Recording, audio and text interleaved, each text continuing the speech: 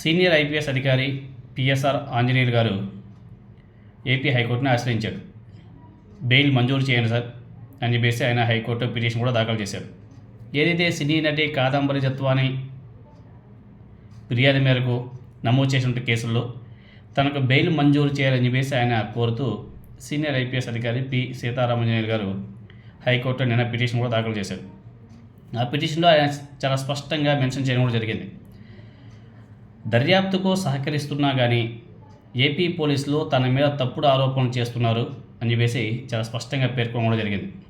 ప్రస్తుత ప్రభుత్వంలో ఉన్నత స్థానాల్లో ఉన్నటువంటి అధికారులు రాజకీయ కక్ష సాధింపులో భాగంగా తనపై తప్పుడు కేసులు కూడా నమోదు చేసి వేధిస్తున్నారని చెప్పేసి ఆయన ఆ ఫిర్యాదులో పేర్కొన్నాడు.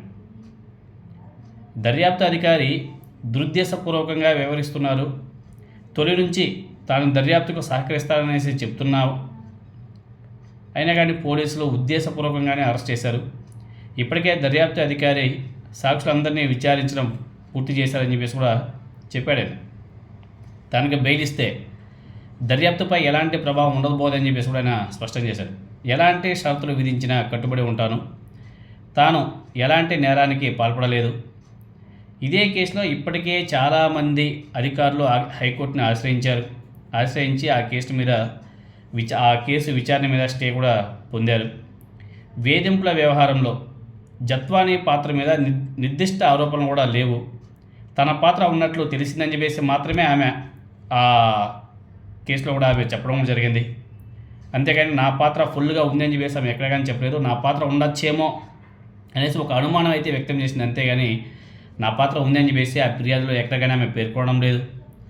వీటన్నిటిని పరిగణలోకి తీసుకొని తనకి బెయిల్ మంజూరు చేయాలని చెప్పేసి ఆయన ఏపీ హైకోర్టును కోరడం కూడా జరిగింది. నిన్న బెయిల్కి అప్లై చేసుకున్నాడు, పిటిషన్ కూడా దాఖలు చేశాడు. మరి హియరింగ్ ఎప్పుడు వస్తుంది, మరి ఆయనకి ఈసారి సరే బెయిల్ ఇస్తారా, ఏం చేస్తారా అనేది చూడాలి. ఎందుకంటే పిఎస్ఆర్ ఆంజనేయులు గారి మీద ఏ విధంగా కక్ష కట్టి వేధింపులకు గురి చేస్తున్నారో మనం చూస్తున్నాం.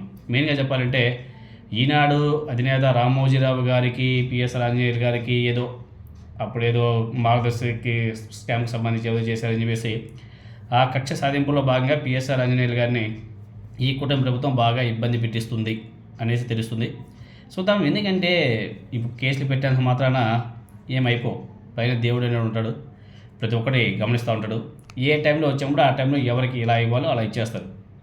ఈ కూటమి ప్రభుత్వం కూడా అనుకుంటూ ఉంటుంది, మంది అధికారం, ఇంకా 4 సంవత్సరాలు ఉంది, ఏమైనా చేసేస్తాం, అందరిని అరెస్ట్ చేసి జైల్లో పెట్టేస్తాం, జగన్ కూడా తీసుకెళ్ళి జైల్లో పెట్టేస్తామని చెప్పేసి వాళ్ళ ఎల్లో మీడియాలో వాళ్ళ కరకపత్రికల్లో తాటికి అక్షరాలతో రాస్తున్నారు. లిక్కర్ స్కామ్ అంటారు, జత్వాని అంటారు, జగన్ అరెస్ట్ అంటారు, మిథున్ రెడ్డి అరెస్ట్ అంటారు, సజ్జల అరెస్ట్ అంటారు. అబ్బో నా సామాన్యంగా అట్లే అరెస్ట్ చేస్తున్నారు. తీసుకెళ్ళి జైల్లో పెడితే ఏమవుతుంది, మహా అంటే 6 నెలలు జైల్లో ఉంటారు, మళ్ళీ బయట వస్తారు కదా, మళ్ళీ రాజకీయాల్లో నడుస్తాయి కదా. ఇప్పుడు చంద్రబాబు నాయుడు గారు జైల్లో ఉన్నాడు 50 రోజులు 60 రోజులు ఉంటాడు, మళ్ళీ వచ్చాడు కదా, ఏమైంది? రాజకీయ నాయకులకు జైళ్ళు కేసులు ఇవంతా కొత్త ఏం కాదు. ఇప్పుడు జగన్మోహన్ రెడ్డి గారికి ఏమైనా సరే జైళ్ళు కేసులు కొత్త, ఆయనకైనా కొత్త? తక్కువ వయసులోనే ఎక్కువ కేసులు ఎక్కువ రోజులు జైల్లో ఉన్నటువంటి వ్యక్తి జగన్మోహన్ రెడ్డి గారు. అక్రమంగా అన్యాయంగా జైల్లో పెట్టారు, అప్పుడే ఆయన బెదరలే అదరలే. అలాంటిది ఇప్పుడు ఆయన అదిరిస్తే భయపడిపోతారా? అసలు ఆ ఎల్లో మీడియాలో అయితే నా సామాన్యంగా పుంకాణ కథలో జగన్ అరెస్ట్, లెక్కర్ స్కామ్లో ఇంత డబ్బు పోయింది, లెక్కర్ స్కామ్లో అంత డబ్బు పోయింది, ఇక్కడ నుంచి అలా పోయాయి. ఏందో వాళ్ళే ఇన్వెస్టిగేషన్ ఆఫీసర్లు, వాళ్ళే సిబిఐ, వాళ్ళే ఈడీ, వాళ్ళే సిట్టు, వాళ్ళే కోర్టులు, వాళ్ళే న్యాయమూర్తులు, వాళ్ళే లాయర్లు అన్నట్టు ఆ ఎల్లో మీడియాలో కూర్చొని కొంతమంది కుహాన మేధావులు మాట్లాడుతుంటే మొహాన తిక్కని ఉయ్యాలనేసి అనిపిస్తుంది. కానీ ఏం చేస్తాం, అధికారం వాళ్ళది కాబట్టి వాళ్ళు ఏమైనా చేస్తారు.